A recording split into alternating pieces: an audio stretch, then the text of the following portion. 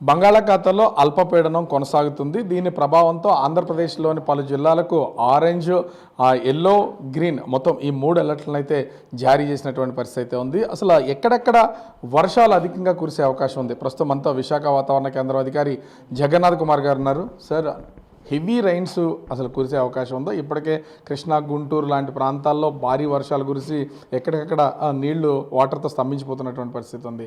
ఇప్పుడు అంటే ఈ రోజు కానీ, ఈ రోజు నుంచి జరగబోయే రోజులు కానీ హెవీ రైన్స్ ఏ జిల్లాలకి ప్రమాదం ఉందంటారు? ముఖ్యంగా ఈరోజు అంటే రాబోయే 24 గంటల్లో ఉత్తర కోస్తా జిల్లా అయిన ఏలూరు, దక్షిణ కోస్తా జిల్లా అయిన ఎన్టీఆర్లో 1-2 చోట్ల భారీ నుంచి అతి భారీ వర్షపాతం పడే అవకాశం ఉంది. మరియు కోస్తా జిల్లాలైన శ్రీకాకుళం, విజయనగరం, పార్వతీపురం, అల్లూరి సీతారామరాజు, పల్నాడు, ప్రకాశంతో పాటు నంద్యాల, కర్నూలులో 1-2 చోట్ల భారీ వర్షపాతం రాబోయే 24 గంటల్లో నమోదయ్యే అవకాశం కనిపిస్తుంది. రేపటికి వచ్చినట్లయితే శ్రీకాకుళం, అల్లూరి సీతారామరాజు, పార్వతీపురం, ఏలూరులో భారీ వర్షపాతం 1-2 చోట్ల నమోదయ్యే అవకాశం ఉంది. నిన్నటి అల్పపీడనం ఈరోజు కొంచెం ముందుకి కదిలి ఈరోజు వాయువ్య బంగాళాఖాతం, దానికి ఆనుకుని ఉన్న పశ్చిమ మధ్య బంగాళాఖాతంలో అనగా ఉత్తర ఒడిశా, దక్షిణ ఒడిశా, ఉత్తర కోస్తా ఆంధ్రప్రదేశ్ ఆనుకుని ఉన్న తీరంలో కొనసాగుతుంది. దీనికి అనుబంధంగా 7.6 కిలోమీటర్ల ఎత్తు వరకు ఉపరితల ఆవర్తనం ఉంది. ఇది రాబోయే 24 గంటల్లో పశ్చిమ వాయువ్య దిశలో పయనించి దక్షిణ ఒడిశా, ఉత్తర కోస్తా ఆంధ్రప్రదేశ్ మీదుగా పయనించే అవకాశం ఉంది. దీని ప్రభావంతో రానున్నటువంటి వారం రోజులు కూడా ఇదే విధంగా వర్షాలు కురిసే అవకాశం ఉందా?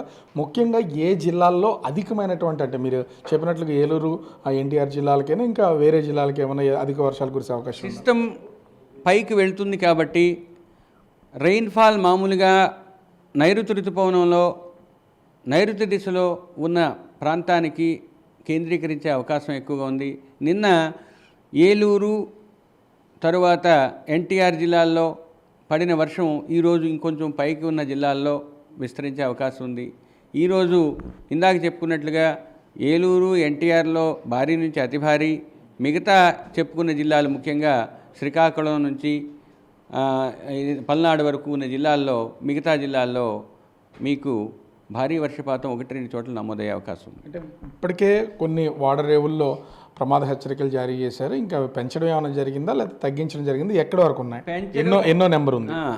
ఈదురుగాలు కొనసాగుతూ ఉన్నందువల్ల నిన్న నిజాంపట్నం ఓడరేవు వరకు ఉన్న 3వ నంబర్ ప్రమాద హెచ్చరికని కొంచెం తగ్గించి పైకి, అంటే కళింగపట్నం నుంచి మచిలీపట్నం వరకు ఉన్న ఓడరేవులైన కళింగపట్నం, భీమునిపట్నం, విశాఖపట్నం, గంగవరం, కాకినాడ, మచిలీపట్నం వరకు మాత్రమే 3వ నంబరు ప్రమాద హెచ్చరికని ఎగురవేయడం జరిగింది.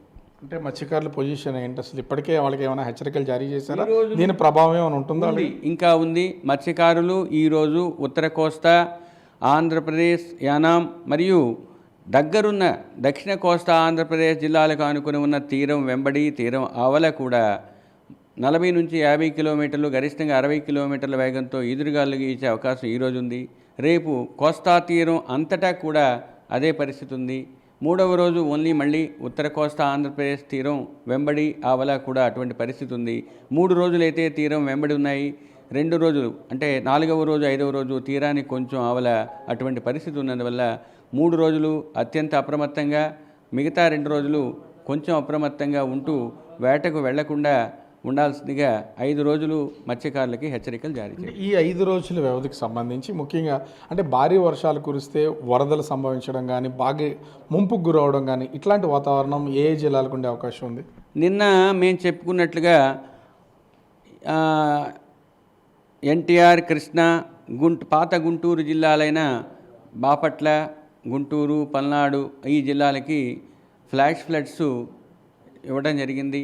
ఆ విధంగానే ఆ జిల్లాలకి హెచ్చరికలు జారీ చేయడం అయింది. ఈరోజు ఉదయానికైతే ముఖ్యంగా పల్నాడు, ప్రకాశం, నంద్యాల జిల్లాలకి అటువంటి పరిస్థితి ఉన్నట్లు జారీ చేయడం జరిగింది. నిజానికి ఫ్లాష్ ఫ్లడ్ 6 గంటలు, 12 గంటలు, 24 గంటలు ఆ ఫ్లాష్ ఫ్లడ్ రిస్క్ ఉంటే తెలియజేయడం జరుగుతుంది. ఓవరాల్గా చూస్తే అటు బంగాళాఖాతంలో ఏర్పడినటువంటి ఈ అల్పపీడన ప్రభావంతో రానున్నటువంటి 5 రోజులు కూడా కొన్ని చోట్ల ముఖ్యంగా ఎన్టీఆర్ జిల్లా, ఏలూరు జిల్లాలకి అతి భారీ వర్షాలు కురిసే అవకాశం ఉంది. శ్రీకాకుళం నుంచి పల్నాడు వరకు భారీ వర్షాలు కురుస్తాయి కొన్ని చోట్లని వాతావరణ శాఖ అధికారులు అయితే తెలియజేస్తున్నారు. ముఖ్యంగా మత్స్యకారులు కొంత అప్రమత్తంగా ఉండాలి. ఇప్పటికే నిజాంపట్నం వరకు ఉన్నటువంటి 3వ నెంబర్ ప్రమాద హెచ్చరికను ప్రస్తుతం అటు కళింగపట్నం నుంచి మచిలీపట్నం వరకు ఓడరేవుల్లో 3వ నెంబర్ ప్రమాద హెచ్చరికని జారీ చేశామని విశాఖ వాతావరణ కేంద్రం అధికారి జగన్నాథ్ కుమార్ చెప్తున్నటువంటి పరిస్థితి కనిపిస్తోంది. కెమెరామెన్ రాముతో రాజు, బిగ్ టీవీ, విశాఖపట్నం.